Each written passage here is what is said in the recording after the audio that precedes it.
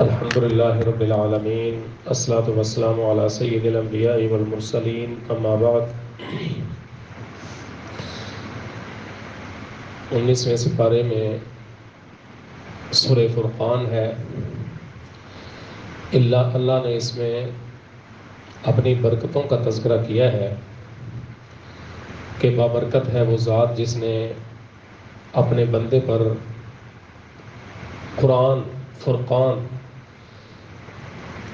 کا معنی ہوتا ہے کہ اس چیز کے اندر فرق ڈال دینے والا۔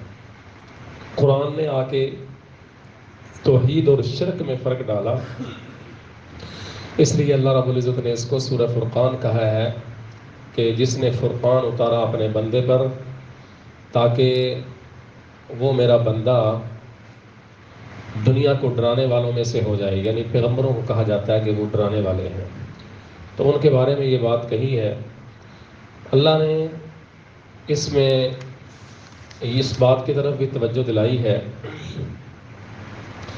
کہ جب یہ لوگ اپنے آپ کے پاس ہوتے ہیں، اپنے مجلسوں میں ہوتے ہیں، تو آپ کی مخالفتیں کرتے ہیں، دل سے آپ کو مومن مان رہے ہوتے ہیں، آپ کو نبی مان رہے ہوتے ہیں، بہترین انسان مان رہے ہوتے ہیں، لیکن آپ کو پتہ ہے نا کہ ایمان لانے کے لیے زبان کا اقرار اور دل کی تصدیق ضروری ہے۔ ابو جہل لوگ مشرکین مکہ دل سے مانتے تھے کہ نبی ہے، زبان سے اقرار نہیں کرتے، تو ان کا ایمان فائدہ نہیں دے گا، اور مجھے اور آپ کو بھی فائدہ نہیں دے گا وہ ایمان اگر ہم زبان سے کہتے رہیں دل سے نہ مانیں، تو یہ ایمان قابل قبول ہے ہی نہیں۔ تو اللہ نے فرمایا کہ یہ قرآن جو ہم نے اتارا ہے، اس قرآن کو سنتے ہیں وہ لیکن عمل نہیں کرتے، اور قیامت کے دن اللہ رب العزت نے کفار کے بارے میں فرمایا ہے وَيَوْمَ يَعُضُّ الظَّالِمُ عَلَى يَدَيْهِ يَقُولُ يَا لَيْتَنِي اتَّخَذْتُ مَعَ الرَّسُولِ سَبِيلًا، کہ قیامت کے دن بعض ظالم لوگ اپنے ہاتھوں پر کاٹ کاٹ کے کہیں گے، چک ماریں گے اپنے ہاتھوں پہ، جیسے پاگل نہیں کرتا، مجنون پاگل اپنے ہاتھوں پہ چک مارتے رہتے ہیں، کئی آپ نے پاگل دیکھے ہوں گے۔ فرمایا کہ ایسے قیامت والے دن لوگ اپنے ہاتھوں کو چک بھر بھر کے کہیں گے اور کہیں گے یا لیتنی اتخذت مع الرسول سبیلا، ہائے کاش میں اپنے نبی کے راستے کو اختیار کر لیتا، نبی کی راستے پر چلتا، یا ویلتا لیتنی لم اتخذ فلانا خلیلا، ہائے کاش میں فلاں کو اپنا دوست نہ بناتا۔ محترم بھائیوں، ہمیشہ دنیا میں ہمیں اچھی سنگت، اچھے دوست، اچھی مجلس اختیار کرنی چاہیے، اور بندہ ویسا ہی ہو جاتا ہے جیسی مجلس ہوتی ہے۔ ویسے بھی قول ہے کہ اگر کسی کو پہچاننا ہو نا کہ بندہ کیسا ہے، تو اس کی تحقیق نہ کرو، یہ دیکھو کہ وہ اس کے دوست کیسے ہیں، تو جیسے اس کے دوست ہوں گے ویسے ہی وہ بندہ بھی ہوگا۔ تو فرمایا کہ ایسے گندے دوستوں سے جو شرک کی طرف لے جائیں، جو برائیوں کی طرف لے جائیں، گندی مجلس کے اندر نہیں بیٹھنا چاہیے۔ اور پھر جو لوگ قرآن کو دنیا میں بھول بیٹھے ہیں، بھلا بیٹھے ہیں، تو اللہ تعالیٰ قیامت والے دن نبی کو ان کے خلاف کر دے گا، نبی ان کے خلاف ہوں گے، نبی ان کے بارے میں مقدمہ قائم کریں گے اللہ رب العزت کے پاس۔ وقال الرسول یا رب ان قوم اتخذوا هذا القرآن مہجورا، رسول کہیں گے قیامت کے دن یا ربی، اے رب، ان قوم اتخذوا، میری یہ قوم، میری یہ امت، میرے ان لوگوں نے هذا القرآن مہجورا، قرآن کو چھوڑ دیا تھا، قرآن کے اوپر ان کا عمل نہیں رہا تھا، تو یہ کیسے اب یہ کامیابی حاصل کر سکتے ہیں؟ تو جس کے خلاف نبی کی گواہی آ جائے گی بھائیوں، وہاں پر کامیابی کسی قسم کی نہیں ہوگی۔ اس صورت کے آخر میں اللہ رب العزت نے مومنین کی نشانیاں بتائی ہیں کہ مومن کیسے ہوتے ہیں، تو مومنوں کے بارے میں فرمایا کہ جو اللہ کے بندے ہوتے ہیں وہ زمین پر اچھے طریقے سے نرمی کے ساتھ چلتے ہیں، اور جب ان کو جاہل لوگ خطاب کرتے ہیں، مخاطب کرتے ہیں، ان کے ساتھ کوئی خواہ خواہ کا فضول قسم کا مناظرہ کرنے کی کوشش کرتے ہیں، تو وہاں سے وہ اپنا دامن بچا کے چھوڑ کے چلے جاتے ہیں۔ اور وہ لوگ مومن، دوسری نشانی فرمایا کہ وہ اللہ تعالیٰ کو پکارتے ہیں سجدے میں، قیام میں، اور راتوں کو جاگ جاگ کے اللہ کو پکارتے ہیں، یعنی تہجد گزار ہوتے ہیں، اور وہ دعائیں یہ کرتے ہیں کہ اے ہمارے رب، ہم سے جہنم کے عذاب کو پھیر دے اور جہنم کے عذاب کو ہم سے دور کر دے، کیونکہ یہ عذاب تو بڑا چمٹ جانے والا ہے، یہ تو چھوڑے گا ہی نہیں، جب جسم کو چمٹ جائے گا یہ تو چھوڑے گا نہیں۔ اللہ اس عذاب سے ہمیں پناہ میں رکھے۔ اور کہتے ہیں انہا ساعت مستقرا و مقاما، یہ بڑا برا ٹھکانہ ہے۔ اور وہ لوگ جب اللہ کی راہ میں خرچ کرتے ہیں تو نہ اسراف کرتے ہیں، نہ زیادہ ہی پھونک ساڑ کے، زیادہ ہی شوخی میں آ کے جو ہے وہ پیسے خرچ کرتے ہیں، بلکہ اعتدال میں رہتے ہیں۔ وکان بین ذلک قواما، درمیانی کام کرتے ہیں، نہ بہت زیادہ کرتے ہیں کہ خود غریب ہو جائیں اللہ کی راہ میں خرچ، یا ویسے خرچ، اور نہ ہی یعنی کنجوسی کرتے ہیں کہ کوئی ٹکا ان کی جیب سے نہ نکلے۔ اور وہ لوگ اللہ کے سوا کسی کو نہیں پکارتے، اور نہ حق کسی کو قتل کرتے ہیں، نہ زنا کرتے ہیں، اور نہ بدکاری کی طرف جاتے ہیں، اور اللہ رب العزت سے وہ معافیاں مانگتے رہتے ہیں۔ ان کے جب وہ یہ معافیاں مانگتے ہیں ان میں یہ خوبیاں پیدا ہو جاتی ہیں تو اللہ فرماتے ہیں فَأُولَٰئِكَ يُبَدِّلُ اللَّهُ سَيِّئَاتِهِمْ حَسَنَاتٍ، تو پھر ہم ان کی برائیوں کو نیکیوں میں تبدیل کر دیتے ہیں۔ سبحان اللہ، بہت بڑا انعام ہے کہ پہلے گناہ کر رہے تھے، گناہ ہی گناہ ہے، لیکن جب انسان بنے، اللہ کے بندے بنے، تو پھر ان کی کیفیت کیا ہوئی؟ ان کی کیفیت یہ ہو گئی کہ جو لاکھوں گناہ ان کے پاس تھے، ہم نے گناہوں کو مٹایا ہی نہیں بلکہ گناہوں کو نیکیوں کے اندر تبدیل کر دیا ہے۔ اب وہ گناہ ان کی نیکیاں بن گئے، کتنا بڑا نفع ہے۔ اللہ تعالیٰ یہ نفع بھی ہمیں عطا فرمائے۔ اور فرمایا کہ وہ لوگ یقولون ربنا هب لنا من ازواجنا، وہ اللہ تعالیٰ سے دعا کرتے ہیں، کیا ربنا هب لنا من ازواجنا وذریاتنا قرۃ اعین واجعلنا للمتقین اماما، وہ کہتے ہیں اے اللہ ہمیں اپنی جناب میں سے بیویاں عطا فرما، وذریاتنا، اور اولاد جو ہماری آنکھوں کو ٹھنڈا کرے، واجعلنا للمتقین اماما، اور ہمیں متقین کا امام بنا۔ تجربے کی بات ہے، بہت سے بھائیوں کو یہ دعا بتائی گئی اور بہت سے لوگوں نے اس پہ عمل کیا تو اللہ تعالیٰ نے ان کی یہ 2 دعائیں قبول کی ہیں۔ جن لڑکوں کی، جن بچوں کی، بھائیوں کی منگنیاں نہیں ہوئی ہوئی، رشتے نہیں ہوئے ہوئے، ایک تو وہ یہ دعا کثرت کے ساتھ پڑھیں، ربنا ہب لنا من ازواجنا، سورہ فرقان کی آخری آیات میں سے ہے۔ فرمایا کہ یہ دعا پڑھو اور پھر اللہ تعالیٰ نیک بیوی بھی دے گا، اور جو اس سے اولاد ہوگی وہ بھی نیک ہوگی۔ بندہ ایمان کے ساتھ، توکل کے ساتھ، یقین کے ساتھ پڑھے۔ الحمدللہ درجنوں لوگوں کا تجربہ ہے کہ انہوں نے یہ دعا کی، پڑھی، اس کو اپنا ورد بنایا، اپنا عمل بنایا، تو اللہ تعالیٰ نے اس آیت کی برکت سے ان کو نیک بیویاں بھی دیں اور نیک اولاد بھی دی۔ آگے سورۃ الشعراء ہے، اس میں شاعروں کا ذکر ہوا ہے تو اس لیے اللہ نے اس سورت کا نام سورہ الشعراء رکھا ہے۔ اللہ فرماتے ہیں کہ یہ وہ کتاب ہے جو ہم نے آپ پر اتاری ہے۔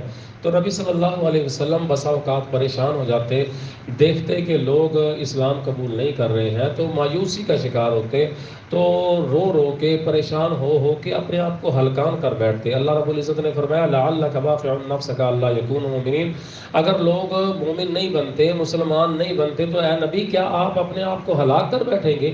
آپ اپنے آپ کو ہلکان کیوں کیے دیتے ہیں؟ اگر اللہ چاہتا تو سب کو اللہ تعالیٰ ہدایت دے دیتا، لیکن ان کے اندر کوئی چیز نہیں ہے، ان میں تڑپ نہیں ہے، تو اللہ ان کو کیسے ہدایت دے؟ ظالموں کو تو اللہ ہدایت نہیں دیتا۔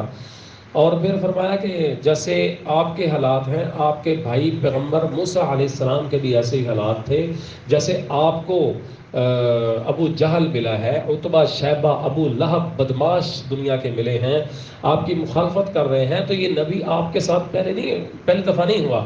جو موسیٰ کے ساتھ ہوا تھا آپ کے ساتھ اس سے تو پھر الگ ہو رہا ہے۔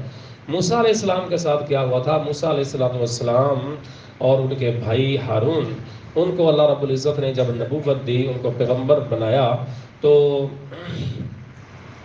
موسیٰ علیہ السلام کو حکم دیا اللہ نے کہ جاؤ ان کی طرف، فرعون کی طرف اور اس کے وزراء کی طرف، اس کے مصاحبوں کی طرف، اس کے حکمران جو حکومت ہے اس کی طرف جاؤ، اور فقولا لہ قولا لینا لعلہ یتذکر یخشی، کہ ان کو جا کے نرمی کے ساتھ بات سمجھاؤ، دعوت دو۔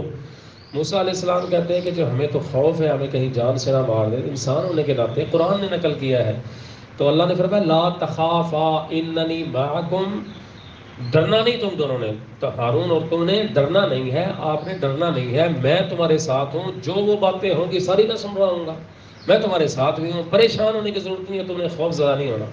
تو وہاں پر جا کے پھر ان کے ساتھ بات چیت ہوئی۔ فاتیا فرعون فقولا انا رسول رب العالمین، تو وہ فرعون کی طرف آئے، کہ اور آ کے ان کو کہا کہ انا رسول رب العالمین، ہم رسول ہیں اللہ کی طرف سے، ان ارسل معنا بنی اسرائیل، اللہ تعالیٰ نے جو ہے ہمیں بنی اسرائیل کی طرف نبی بنا کر بھیجا ہے۔ تو فرعون کہتا ہے وہ کون سا رب ہے جس کو تم باتیں کر رہے ہو، وہ کون سا رب ہے؟ رب تو میں ہوں۔ قال فرعون وما رب العالمین قال رب السماوات والارض وما بینہما۔ موسیٰ علیہ السلام کہتے ہیں کہ رب وہ ہے ہمارا جو آسمانوں اور زمینوں کا ہے اور جو اس کے درمیان ہے، وہ اللہ تعالیٰ ہے ہمارا۔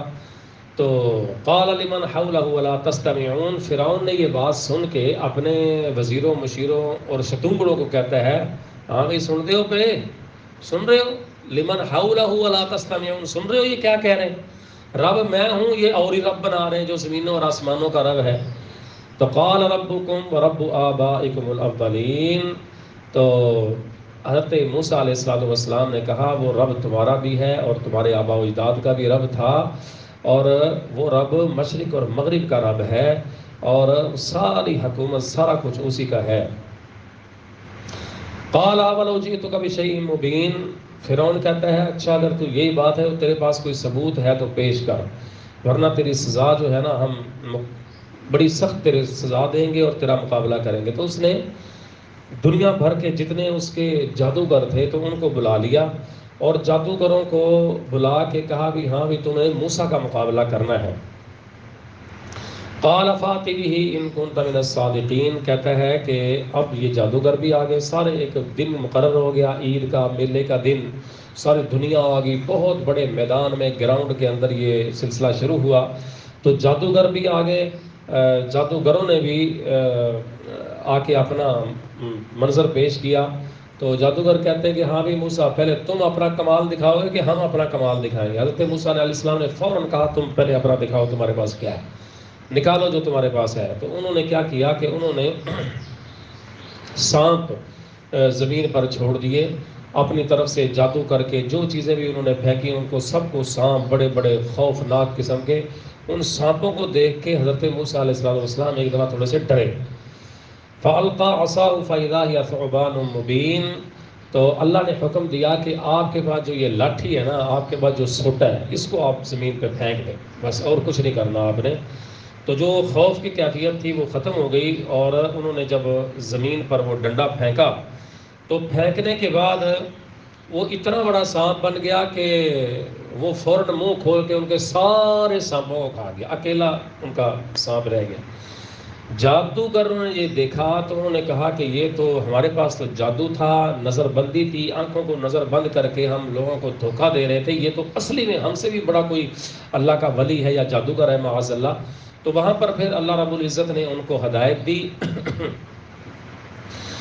اصل اس سے پہلے جادوگروں نے جو بات کی تھی نا، فرعون کو کہتے ہیں کہ آپ ہمیں کیا دو گے، اَإِنَّ لَنَا لَأَجْرًا إِن كُنَّا نَحْنُ الْغَالِبِينَ۔ بیچارے جادوگروں کی حالت یہ تھی، ان کی اوقات یہ تھی، وہ کہتے ہیں کہ تم ہمیں، فرعون صاحب بادشاہ جی، تم ہمیں کیا انعام دو گے اگر ہم غالب آ جائیں؟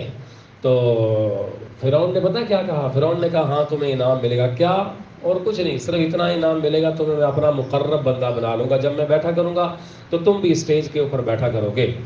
تو اس طریقے سے جب سارے سانپوں کو حضرت موسیٰ علیہ السلام کا یہ معجزہ تھا، یہ معجزہ سوٹا ڈنڈا سانپ بن کے، اژدہا بن کے جب کھا گیا تو قالوا آمنا برب العالمین فالقی السحرۃ ساجدین، سارے کے سارے جادوگر جو تھے وہ سجدے میں گر گئے، سجدے میں گر گئے، اللہ کے سجدہ کرنے لگے۔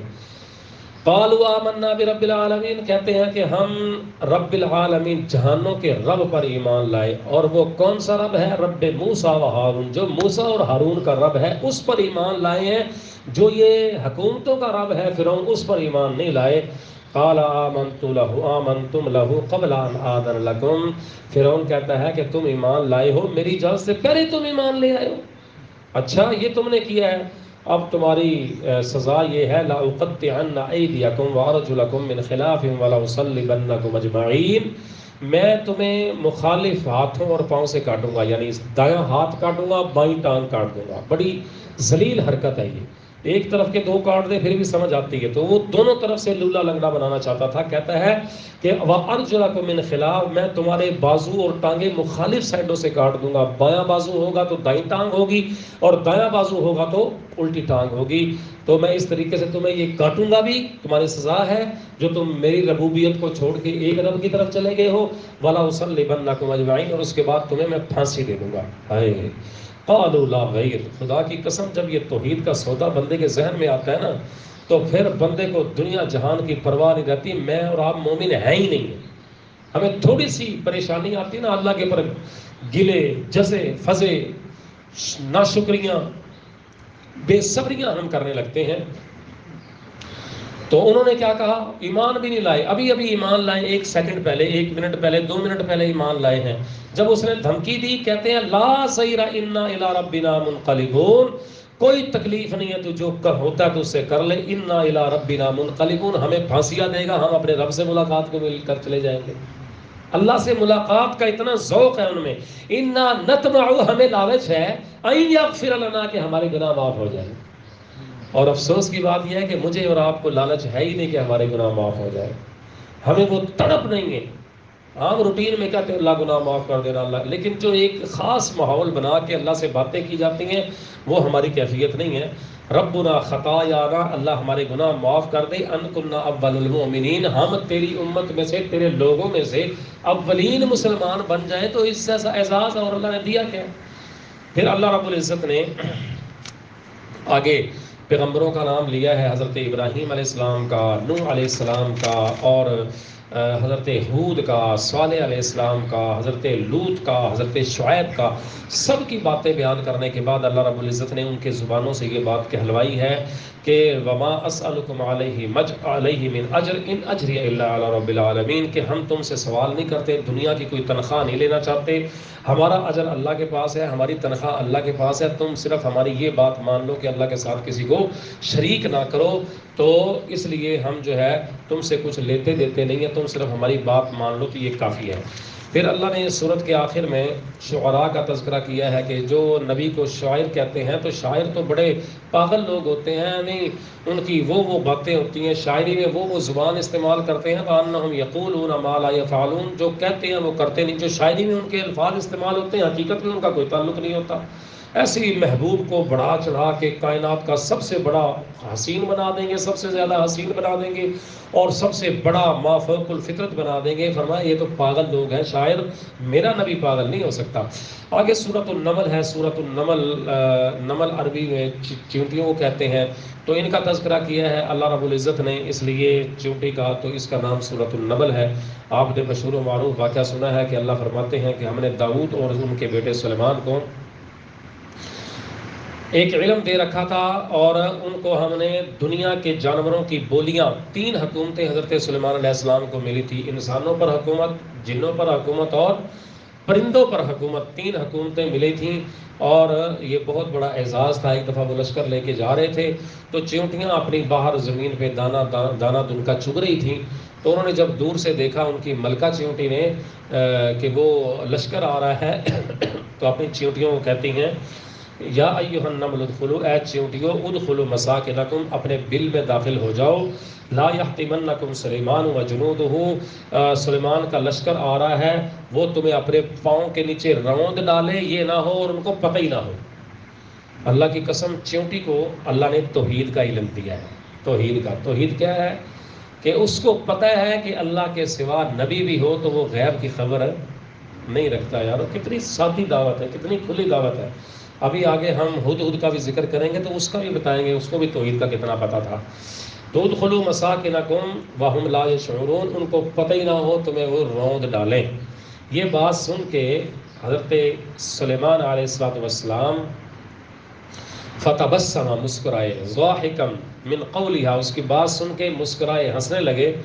اور کہتے ہیں ربی اوزعنی ان اشکر نعمتک التی انعمت، کہ اے اللہ مجھے توفیق دے کہ میں تیری نعمتوں کا شکر ادا کروں جو تو نے مجھ پر کی، میرے والد داؤد پر کی، والدین پر کی، اور مجھے توفیق دے کہ وان اعمل صالحا، میں ایسے عمل کروں جس سے تو راضی ہو جائے اور مجھے نیک بندوں میں داخل کرنا۔ ایسے ہی ایک دن بیٹھے ہوئے تھے تو اپنے پرندوں کی حاضری لگائی۔ پرندوں کی حاضری لگانے کے بعد دیکھتے ہیں کیا کہتے ہیں، مالیا لا ارى الہدہد، کیا ہے مجھے کہ میں ہدہد کو نہیں دیکھتا، ہدہد غیر حاضر کیوں ہے، وہ غائب کیوں ہے؟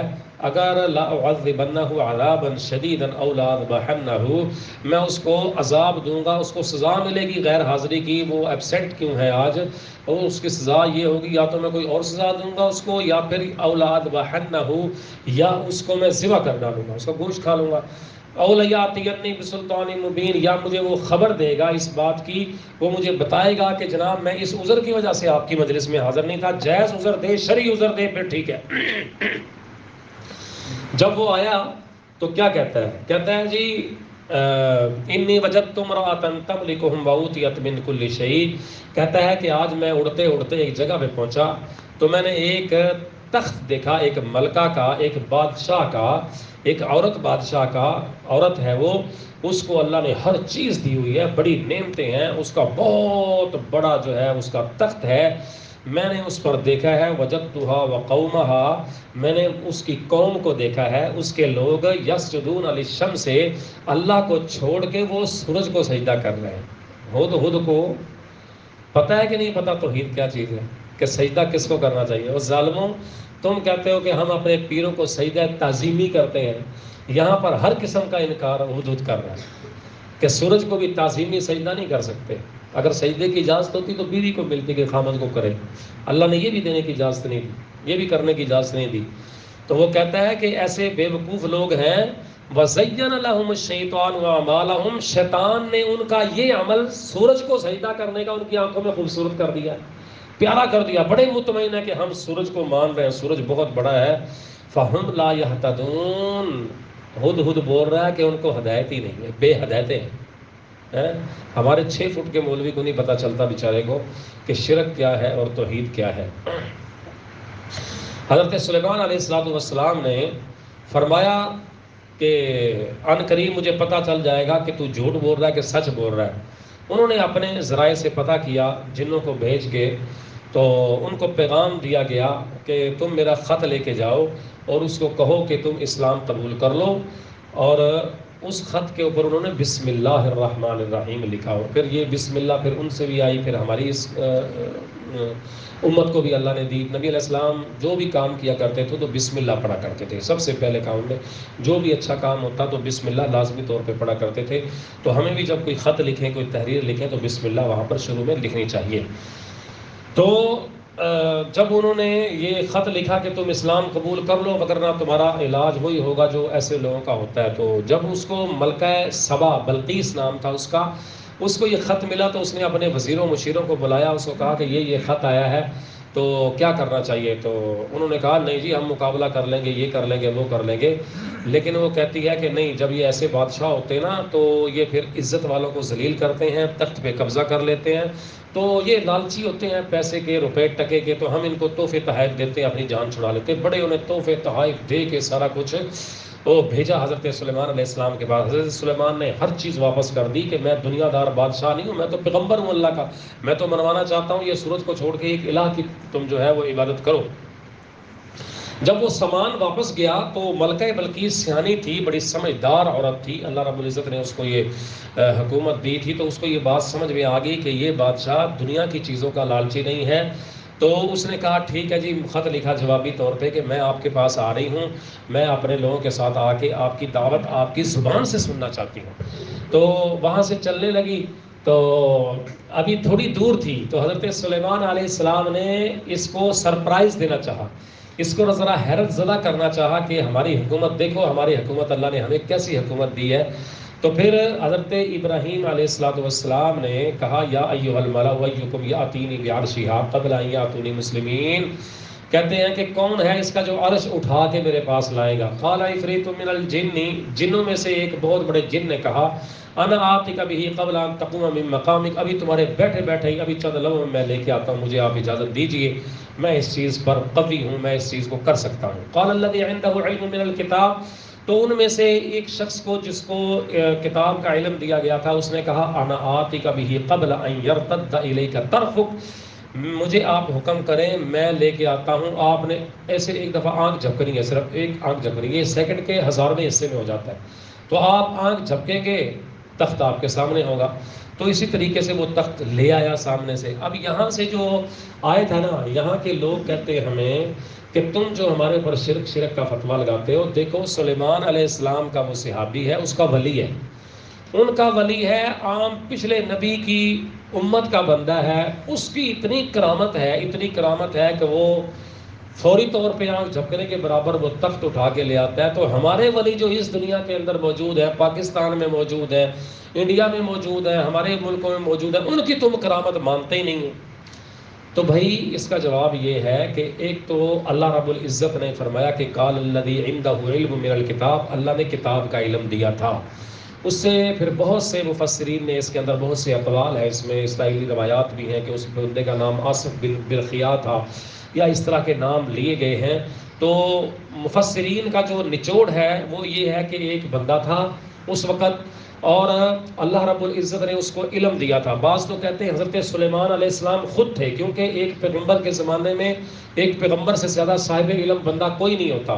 تو انہوں نے یہ بات کہی، تو ایک بندے نے یہ بات کہی، تو اس کے بدلے میں یا تو سلیمان علیہ السلام نے اس کو اجازت دے دی کہ جاؤ میری طرف سے تم لے کے آؤ، اور ایک یہ ہے کہ وہ بندہ تھا، اللہ رب العزت نے اس کو علم دیا تھا، تو اس کی گواہی کون دے رہا ہے علم دینے کی؟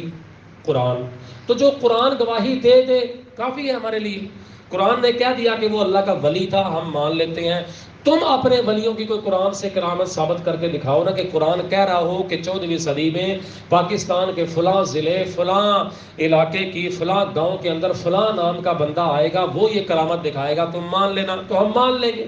اور پھر یہ کرامتیں ہیں ہی نہیں، جتنی بھی آپ کرامتیں ان سے سنیں گے نا، وہ کہیں گے میرے دادے نے دیکھا، میرے ابے نے دیکھا، یا 5 سال پہلے میرا جو پڑوسی ہے نا اس نے دیکھا کہ بزرگوں نے یہ کرامت دکھائی کہ وہ اڑتے ہوئے جا رہے تھے، انہوں نے یہ کر دیا، انہوں نے بادل کو پاس بلایا۔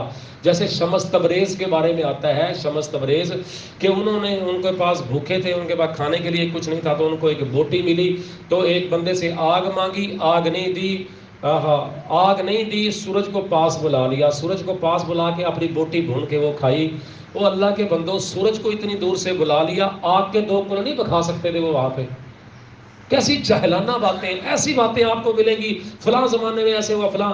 آپ کہیں کہ اگر آپ کا ولی یہ کرامت دکھا سکتا ہے تو آج ابھی اسی وقت ہمیں دکھائیں، ہم آپ کی کرامت ماننے کے لیے تیار ہیں۔ اور پھر کرامت اور معجزہ ہوتا ہی ایسا ہے کہ یہ اللہ تعالیٰ کرواتا ہے، بندے کا کوئی کمال نہیں ہوتا، تم بندوں کا کمال کہتے ہو، ٹھیک ہے؟ تو یہ معجزہ جو ہوتا ہے یہ عقل کو عاجز کر دیتا ہے، یہ ہوتا ہی ایسی چیز پہ جس کو عقل مانتی نہیں ہے۔ نبی علیہ السلام نے چاند کے 2 ٹکڑے کیے، میری اور آپ کی عقل مانتی ہے، لیکن اللہ کا قرآن کہتا ہے ہم مانتے ہیں۔ یہ معجزہ ہے جو اللہ نبی کے ہاتھ پر کراتا ہے، ہاں کسی ولی کے ہاتھ پر کرامت بھی کروا دیتا ہے، کروا سکتا ہے، لیکن یہ وہ ولی نہیں ہوتے جو چرسی افیمی ہوتے ہیں، جو دنیا جہان کے مریدوں سے مال لوٹ کے، مال ان کے بچے جو ہیں وہ کروڑوں پتی ہیں، جو پیروں کے آج دیکھ لیں نا، آپ کے یہ قریب یہ پار جائیں، آپ کی ان کی 7 نسلیں سونوں کے اندر تلنے کے قابل ہیں، اور جو بیچارے مرید ہیں ان کے گھروں کے اندر دیا نہیں جلتا، ان کے بچے رات کو بھوکے سوتے ہیں، لیکن انہوں نے پورا سال جمع کر کے پیسہ ان کے دینا ہے۔ تو جو اللہ کا ولی ہوتا ہے وہ لیتا کبھی نہیں ہے۔ نبی جو لیا کرتے تھے لوگوں سے تو وہ اسی وقت لوگوں کے اوپر لٹا دیا کرتے تھے، اپنی ذات پر کبھی نہیں لگایا۔ تو ان کی ذات پر ان لوگوں نے اتنا مال و دولت اکٹھا کر دیا ہے کہ ان کا جو بچہ پیدا ہوتا ہے منہ میں سونے کا چمچ لے کے پیدا ہوتا ہے۔ تو یہ ولی اگر نیک ہیں، اچھی بات کی دیتے ہیں، ہم ان کو ولی مانتے ہیں، لیکن یہ کرامتی ولی یہ صرف ایسی باتیں ہیں۔